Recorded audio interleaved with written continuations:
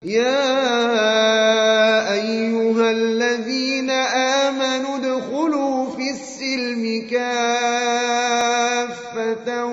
ولا تتبعوا خطوات الشيطان إنه لكم عدو مبين. Taib, itu kira-kira.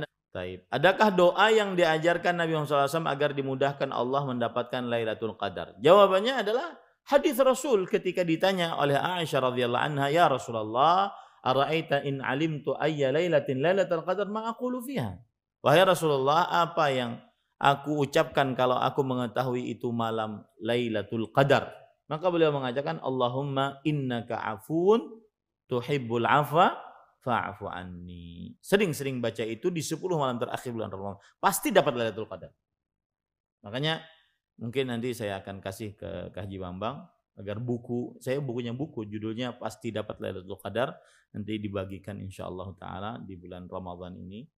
Dan ini sudah cetakan yang kedua, insyaallah kita akan bagikan, dan saya tidak jual belikan. Ya, dia dicetak gratis, tidak boleh dijual belikan. Ya. Ada sekitar 214 halaman. Mudah-mudahan bermanfaat. Pasti dapat Lailatul Qadar judulnya.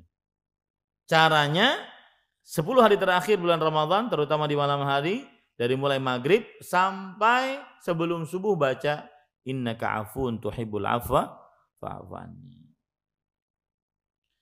Bagaimana hukum tadarus berkelompok di bulan Ramadan, baik membaca berbarengan atau dipimpin oleh gurunya? Sebelumnya yang penting tawanya jangan keluar. Ya, di dalam aja. Atau tidak perlu pakai pengeras suara. Ya. Di dalam aja. Nah, adapun tadarus yang sesuai dengan yang dilakukan oleh para sahabat Nabi radhiyallahu anhu adalah yaitu membaca bergantian. Membaca bergantian. Misalkan baca surat Al-Baqarah dari ayat 1 sampai 5, kemudian sampingnya dari ayat 6 sampai 10 bergantian, dan yang lain mendengarkan. Bukan dibagi. Ikam dari ayat 1 sampai 5 lah. Kemudian ikam dari ayat 6 sampai 10 lah. Habis itu dinyatakan kita khatam sudah. Nah, bukan itu. Karena saya barusan ditanya juga sebelum ke sini tadi, saya ditanya ada program sebagian orang menghatamkan Al-Quran dengan cara seperti itu. Jadi dibagi-bagi juz pertama, juz kedua, juz ketiga, juz keempat, akhirnya hataman. Nah, tidak. Yang namanya tadarus itu adalah bergantian, berurutan. Bukan berarti dibagi-bagi per juznya. Wallahu a'lam. Bagaimana kita menyikapi terkait adanya kebijakan penggunaan hanya ditanya ya, atau pengeras suara masjid oleh Kementerian Agama di bulan Ramadan hanya untuk azan dan iqamah saja. Memang fungsi pengeras suara kan itu saja. Ya, pengeras suara itu saja fungsinya. Untuk mengumandangkan azan, dan itu salah satu nikmat Allah Subhanahu wa taala. Yang dulunya orang naik ke atas mimbar, naik ke atas menara maksud saya, atau tempat yang tinggi sebagaimana yang dilakukan oleh Bilal radhiyallahu an. Kemudian sekarang sudah ada pengeras suara. Fungsinya untuk azan dan iqamah. Bahkan iqamah untuk yang di dalam saja, tidak perlu di luar. Karena iqamah adalah untuk orang yang mau melaksanakan sholat berjamaah. Jadi kalau di masjid-masjid dakwah sunnah, kita setuju dengan peraturan itu.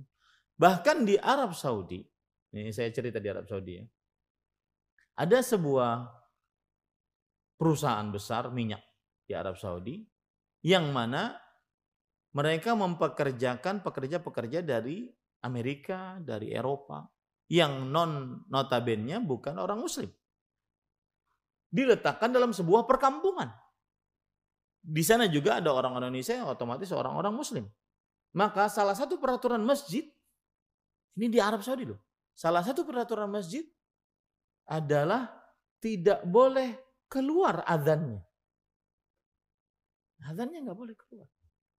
Karena menghormati yang lain-lain. Itu di Arab Saudi.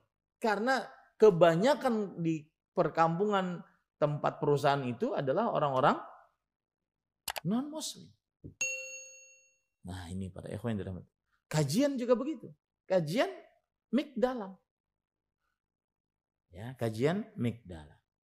Saya beberapa kali mengomentari status ini karena beberapa kali kejadian kita sholat maghrib di sebuah masjid di samping jalan. Biasanya imam setelah sholat berzikir dengan mik. Sedangkan kita yang musafir kadang kan ingin jamak. Itu kadang kedengaran sama sekali sholatnya. Betul tidak? Paham maksud saya? Nah ini. Tapi kadang-kadang kalau dinasehatin, dikatakan kita tidak suka zikir. Tidak suka berselawat. Padahal bukan itu permasalahan. Jadi yang jelas pada ikhwan yang dirahmati oleh Allah, terutama bulan Ramadan ya. Bulan Ramadan, maka kita ini agama yang dibangun di atas kasih sayang. Bayangkan ada nini-nini tua, anak-anak kecil, jam 2 malam, kemudian dibangunkan sahur. Dan itu belum ada sunnahnya Rasulullah SAW. Tapi Ustaz niatnya baik membangunkan. Maka para ikhwan yang dirahmati oleh Allah SWT, tidak selalu niat baik bisa dikerjakan. Harus sesuai dengan contoh Rasul SAW. Apakah tepat khusus pada bulan Ramadan setiap masjid atau musholla menyelenggarakan kegiatan kultum, kajian rutin ba'da tarawih atau setelah sholat subuh? Ini adalah sesuatu yang masalih mursalah. Apa masalih mursalah? Sesuatu yang jika dianggap baik dikerjakan. Ya. Dan tidak menganggap itu sunnah Rasulullah SAW. Jika dianggap baik dikerjakan seperti kita sekarang ini, yaitu mengerjakan kajian setelah sholat maghrib setiap Senin.